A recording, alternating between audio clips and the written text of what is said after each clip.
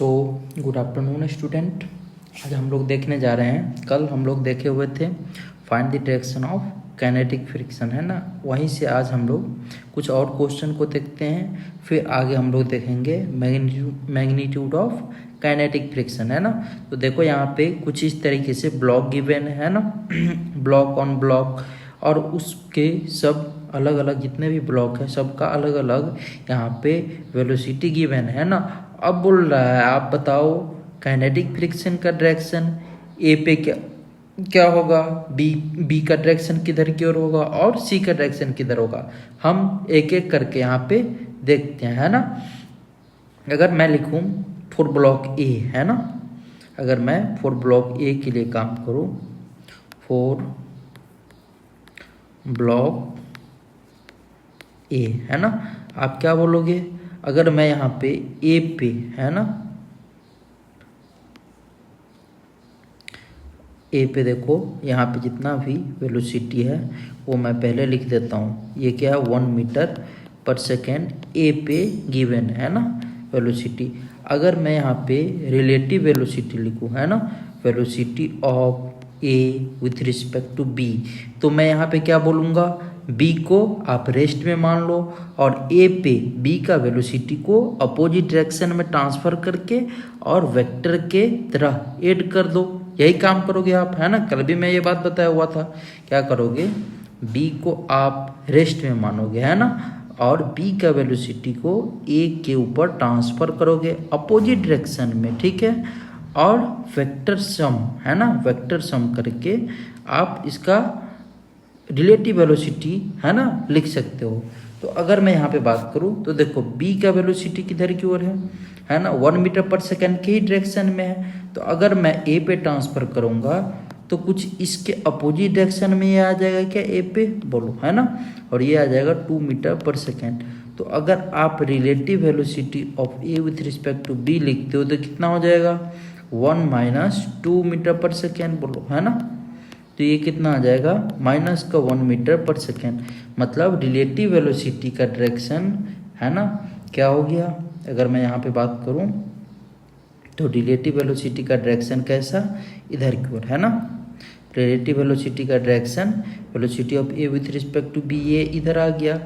तो अगर मैं यहाँ पे फ्रिक्शन फोर्स का डायरेक्शन बोलूँ तो रिलेटिव वेलोसिटी के अपोजिट डायरेक्शन में, मतलब ये जो डायरेक्शन आएगा ये क्या आ जाएगा, फ्रिक्शन फोर्स का डायरेक्शन, है ना, काइनेटिक फ्रिक्शन का डायरेक्शन,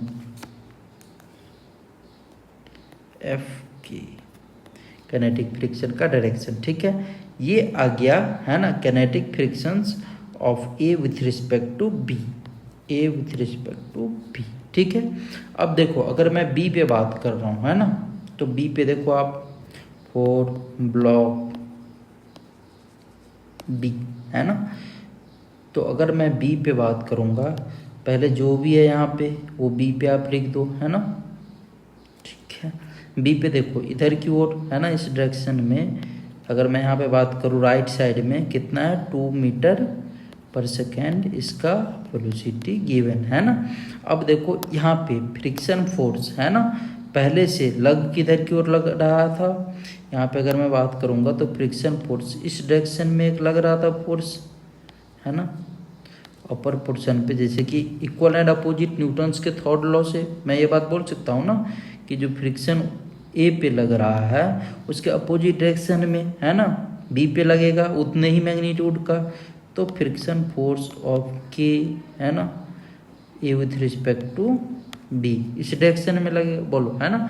और अगर मैं यहाँ पे अब रिलेटिव वेलोसिटी लिखता हूँ ना, velocity of B with respect to C, अब सी को आप क्या बोलोगे, रेस्ट में, है ना, सी को क्या बोलोगे, रेस्ट में, मतलब सी का वेलोसिटी अब किस पे ट्रांसफर होगा, बी पे, है ना। तो बी पे आप ट्रांसफर करो और अपोजिट करके वेक्टर सम कर दो, है ना, मतलब मैं बी पे ट्रांसफर कर दिया सी का वेलोसिटी कितना है 3 मीटर पर सेकेंड और अपोजिट डायरेक्शन में ट्रांसफर किया, देखो, है ना, और इसको वेक्टर की तरह ऐड करेंगे तो ये कितना आ जाएगा 5 मीटर पर सेकेंड, है ना। मतलब इसका जो डायरेक्शन आया वो कौन सा आ गया, है ना, यही डायरेक्शन आ गया, ये वाला, है ना, ये आ गया रिलेटिव वेलोसिटी का डायरेक्शन, ठीक है। तो अगर मैं यहाँ पे बात करूँगा फ्रिक्शन फोर्स का, है ना, क्या लिखेंगे हम लोग, friction, kinetic friction of B with respect to C, है ना, किस डायरेक्शन में आ गया ये, लेफ्ट साइड में, है ना, लेफ्ट डायरेक्शन में ये बता रहा है, ठीक है। अब मैं यहाँ पे बात करूँगा काइनेटिक फ्रिक्शन का direction on C, for block C, for block C, बोलो, ठीक है। अब देखो आप, अगर हम सी पे बात करेंगे तो यहाँ पे जो भी सी पे पहले वेलोसिटी है ना, उसको क्या करो यहाँ पे लिख दो आप, ठीक है। जो भी यहाँ पे फोर्स लग रहा है, तो यहाँ पे देखो इक्वल एंड अपोजिट नेचर का फोर्स लगेगा न्यूटन्स थर्ड लॉ से। यहाँ पे इस डायरेक्शन में, है ना, कितना फोर्स लगेगा, F kinetic friction of P और सी, है ना, ये फोर्स लगेगा, और ये सी है। और अगर मैं यहाँ पे रिलेटिव वेलोसिटी लिखता हूँ, है ना, velocity of C with respect to ground, तो ग्राउंड तो ऑलरेडी रेस्ट में, मतलब वेलोसिटी ऑफ सी जो डायरेक्शन है वही वेलोसिटी, रिलेटिव वेलोसिटी का डायरेक्शन आएगा, है ना। तो इसके अपोजिट डायरेक्शन में क्या होगा, यहाँ पे इस तरीके से काइनेटिक फ्रिक्शन लगेगा विथ रिस्पेक्ट टू ग्राउंड, है ना। तो ये हो जाएगा काइनेटिक फ्रिक्शन का डायरेक्शन। आई होप आपको ये समझ में आ गया होगा, है ना। बिल्कुल मैं आपको पूरा क्लियर करके ये बात बताया हूँ, ठीक है। अब मैं एक और क्वेश्चन लेता हूँ। देखिए क्वेश्चन कुछ इस तरीके से है,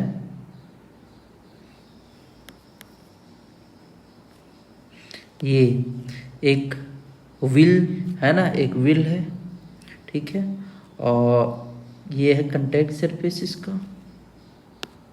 व्हील क्या कर रहा है, ओमेगा से रिवॉल्व कर रहा है, रोटेट कर रहा है ना, ठीक है, ओमेगा से रोटेट कर रहा है, ठीक है। इसका रेडियस मान के चलिए आप आर है ना। तो बताइए मुझे यहाँ पे काइनेटिक फ्रिक्शन किस डायरेक्शन में लगेगा, है ना। तो अगर मैं ए पॉइंट पे बात करता हूँ, है ना, तो आप क्या बोलेंगे कि इसका, है ना, इसका जो रोटेट करने का टेंडेंसी है ना, या जो रोटेट कर रहा है वो किस डायरेक्शन में रोटेट कर रहा है, क्लॉकवाइज या एंटी क्लॉकवाइज, तो आप क्या बोलेंगे, क्लॉकवाइज। तो ए पॉइंट पे अगर मैं देखूंगा, है ना, तो ए पॉइंट पे वेलोसिटी कुछ इस तरीके से बोलूंगा, इसका बोलो वेलोसिटी ये आएगा, है ना, velocity v equal to omega into R. तो अगर मैं यहाँ पे वेलोसिटी ऑफ, है ना, wheel with respect to ground अगर देखूंगा, तो क्या वेलोसिटी ऑफ व्हील ही आ जाएगा, और ये डायरेक्शन जो होगा v के डायरेक्शन में होगा, है ना। तो इसके अपोजिट डायरेक्शन में क्या लग जाएगा, यहाँ पे काइनेटिक फ्रिक्शन। बोलो ये बात समझ में आया, है ना। तो इस तरीके से हम लोग फाइंड आउट कर लेते हैं। अब देखो आप, मैग्नीट्यूड ऑफ काइनेटिक फ्रिक्शन क्या होता है, magnitude of kinetic friction,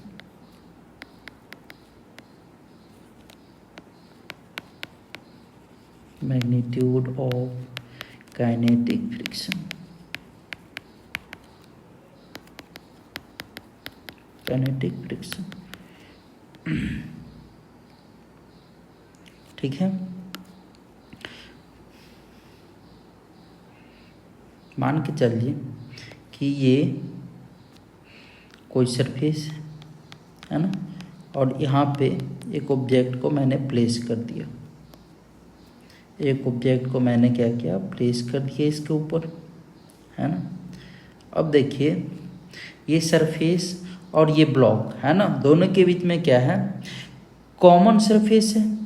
common surface कोई ये है क्या, देखिए आप बताइएगा मुझे, ब्लॉक और ये सरफेस के बीच में कॉमन सरफेस यही है, बोलिए, है ना। तो काइनेटिक फ्रिक्शन क्या बोलता है, kinetic friction on A common surface, है ना, kinetic friction on A common surface, ये जो कॉमन सरफेस पे जो काइनेटिक फ्रिक्शन होगा वो डायरेक्टली प्रोपोर्शनल होगा किसके, normal force at that common surface, है ना। जो भी इस कॉमन सरफेस पे नॉर्मल फोर्स होगा, है ना, उसके प्रोपोर्शनल होगा।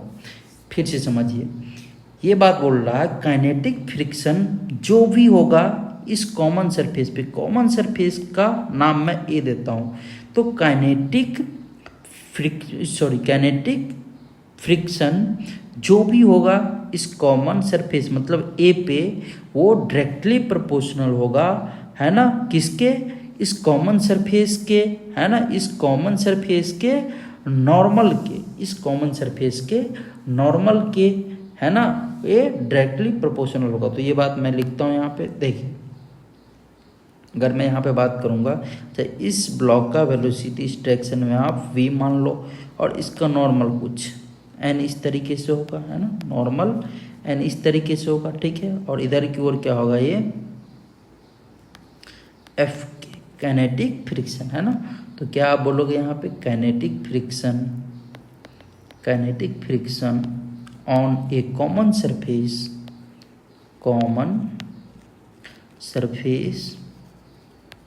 surface is directly proportional to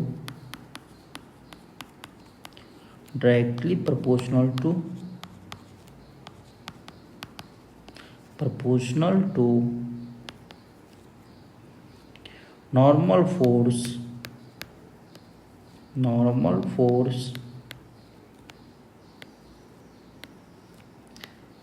at that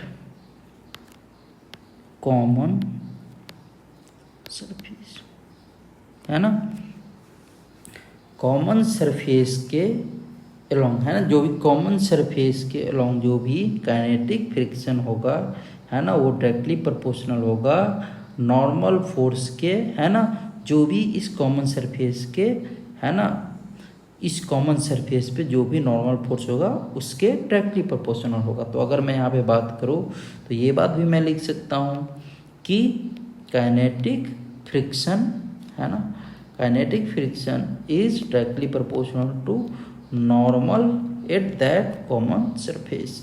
तो अगर मैं यहाँ पे ये बात लिख सकता हूँ तो मैं ऐसा भी लिख सकता हूँ, एफ के प्रोपोर्शनलिटी साइन रिमूव करूँगा तो क्या हो जाएगा, म्यू इज टू नॉर्मल, और म्यू क्या है यहाँ पे, kinetic and coefficient of kinetic friction, coefficient of kinetic friction, kinetic friction, है ना, ठीक है। अच्छा म्यू, एक बात और मैं म्यू के बारे में बोल सकता हूँ, ये क्या है, यूनिट लेस या डायमेंशन लेस, यूनिट लेस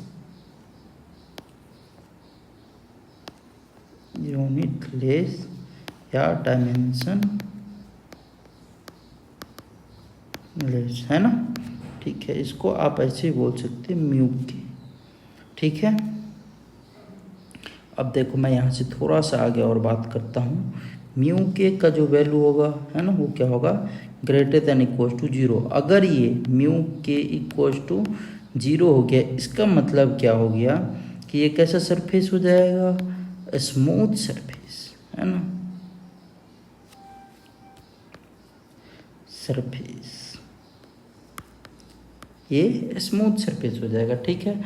तो आप ये भी बात बोल सकते हो, क्या बोल सकते हो, म्यू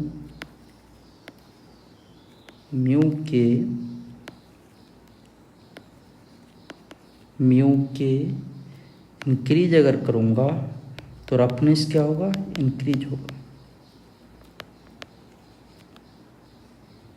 इंक्रीजेज, है ना, रफनेस इज इंक्रीजेज, ये बात आप बोल सकते हो।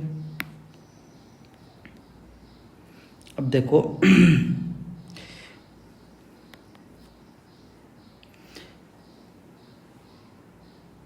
अब देखो मैं यहाँ पे एक और बात कर रहा हूँ, म्यू को क्या है, directly proportional to contact surface, है ना। तो यहाँ पे थोड़ा सा एक और बात करते हैं हम, उसके बाद देखो म्यू के इज प्रोपोर्शनल टू ये बात लिखो, म्यू के is property of surface in contact,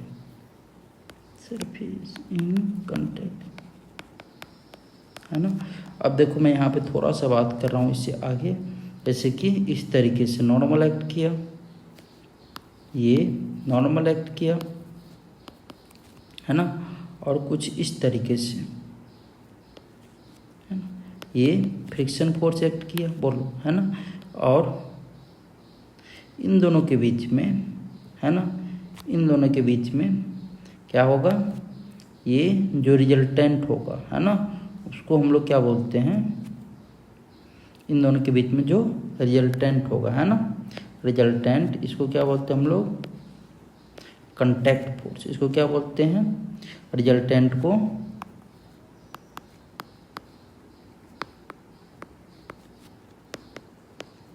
क्या बोलते हैं, कंटैक्ट फोर्स।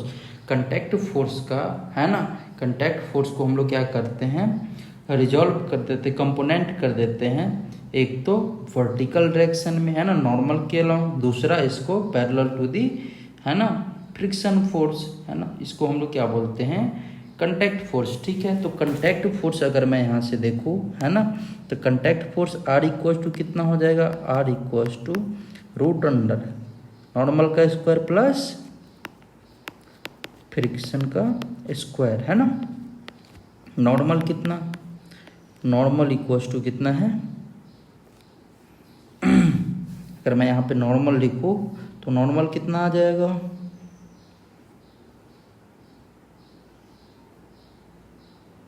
n स्क्वायर, है ना, प्लस फ्रिक्शन कितना, म्यू इस टू नॉर्मल, म्यू इस टू नॉर्मल का स्क्वायर, है ना। जब आप यहाँ से लिखोगे कंटैक्ट फोर्स तो कितना हो जाएगा, नॉर्मल का स्क्वायर आप कॉमन ले लो, कॉमन ले लो तो ये कितना 1 प्लस म्यू स्क्वायर, है ना।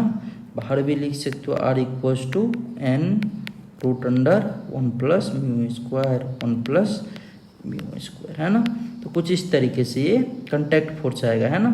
अब आप एंगल ऑफ फ्रिक्शन, है ना, एंगल ऑफ फ्रिक्शन क्या होता है, रिजल्टेंट फोर्स के, है ना, रिजल्टेंट फोर्स से नॉर्मल के बीच में जो एंगल होता है इसको हम लोग क्या बोलते हैं, एंगल ऑफ फ्रिक्शन, है ना।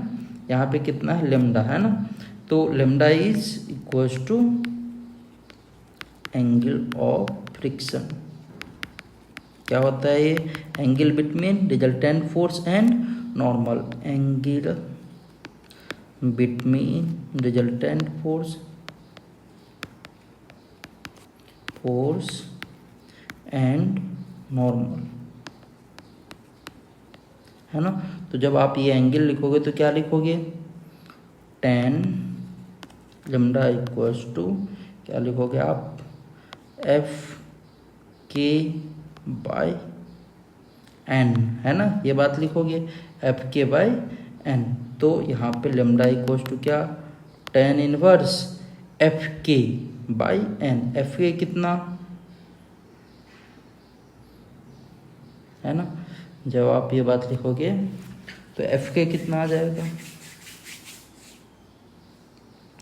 म्यू के, और ये अगर यहाँ से अगर आप लिखोगे, है ना, तो ये कितना हो जाएगा, tan alpha equals to P by B ना, तो ये पी आ जाएगा बाई बी, ये, है ना। ठीक है, तो tan अल्फा इक्वल्स टू, तो अगर मैं यहाँ से लिखूंगा, है ना, तो ये आ जाएगा क्या, अल्फा क्या, लेमडा इक्वल्स टू, है ना, रिजल्टेंट बाई एन आएगा क्या, नहीं ना, ये गलत है। अगर मैं यहाँ से लिखूंगा तो ये कितना लिखूंगा मैं, एफ के म्यू इस टू नॉर्मल अपन नॉर्मल, है ना, तो ये क्या होगा, lambda equals to tan inverse mu, है ना, ये बात आ जाएगा। बोलो कोई दिक्कत है ना। तो इस तरीके से हम लोग कैलकुलेट कर लेंगे। अब नेक्स्ट लेक्चर में हम लोग देखेंगे प्रॉब्लम, है ना, इससे रिलेटेड। आई होप आपको समझ में आया होगा। Thank you. आएगा नेक्स्ट लेक्चर में।